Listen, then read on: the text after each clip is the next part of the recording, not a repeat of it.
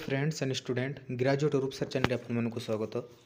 आज आम ए भिडियो आलोचना करवा +3 5th semester history honours core 11 रो यूनिट 1 तार 3 मार्क प्रश्न उत्तर आलोचना करवा।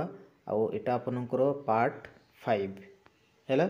आपनकर पार्ट 5 हेबो एटा आपनकर कहीं आम आग भिडियो बहुत आलोचना करूँ जोटा बहुत क्वेश्चन जोटा कि आपनकर पार्ट 1 2 3 4 करके एटा आपनकर लास्ट जोटा आपनकर 3 मार्क प्रश्न सरीज यूनिट 1 रो तापर आम आलोचना करवा यूनिट 2 रो।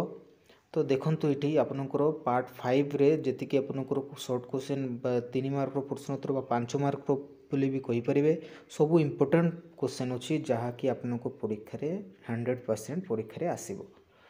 तो आपण मैंने विलंब नक भिडियो को आरंभ शेष जाए देखूँ कहीं आरंभ शेष जाए न देखले आपने किसी बुझीपारे ना।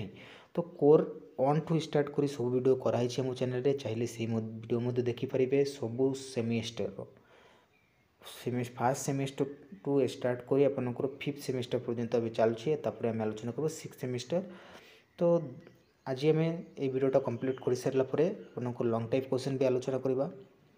तो आपण जब आम चैनल नुआ अच्छा तो चैनल को सब्सक्राइब करूँ आउ नोटिफिकेशन बेलटा ऑन रखिए कहीं आम जिते नुआ नुआ वीडियो अपलोड करूँ आपण मैंने सर्वप्रथमे देखिपारे आपण पहुँचीज। तो चलते आम आलोचना करवा। देखो आमर पार्ट 4 रे आम 25 नंबर गोटे प्रश्न थिला जोटा कि लास्ट प्रश्न। तो सेठी आम अधा उत्तर कंप्लीट करछु आउ अधा भी आम कंप्लीट करवा। तो देखो से वीडियो जदि आपण मैंने देखी ना तो से वीडियो मध्य देखी नियंतु मो चैनल रे कराई कालीर वीडियो थिला।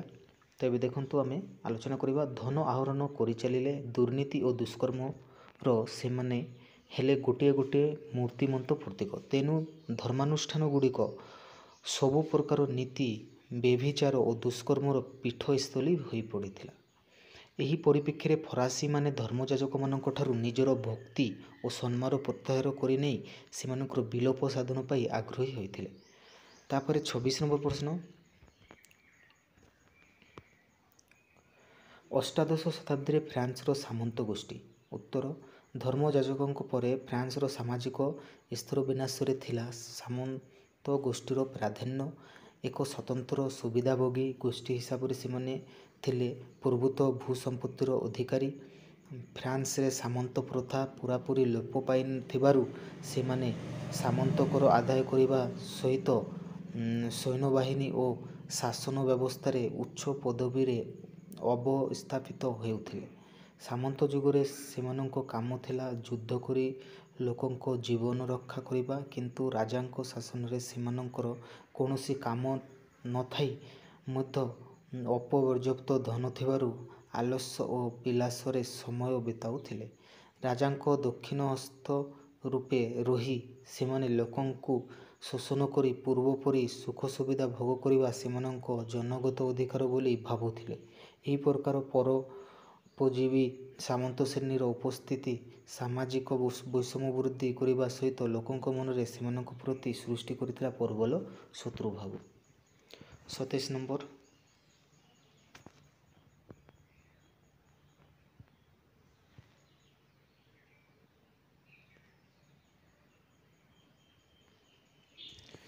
27 नंबर प्रश्न अष्टादश शताब्दी फ्रांसर साधारण गोष्ठी।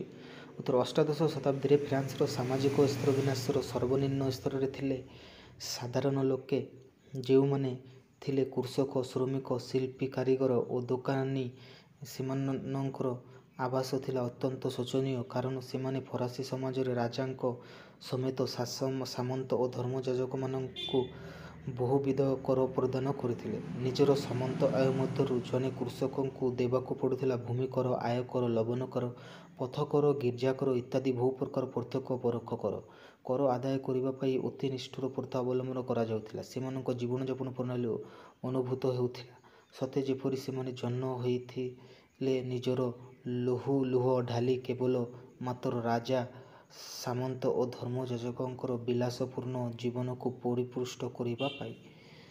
28 नंबर प्रश्न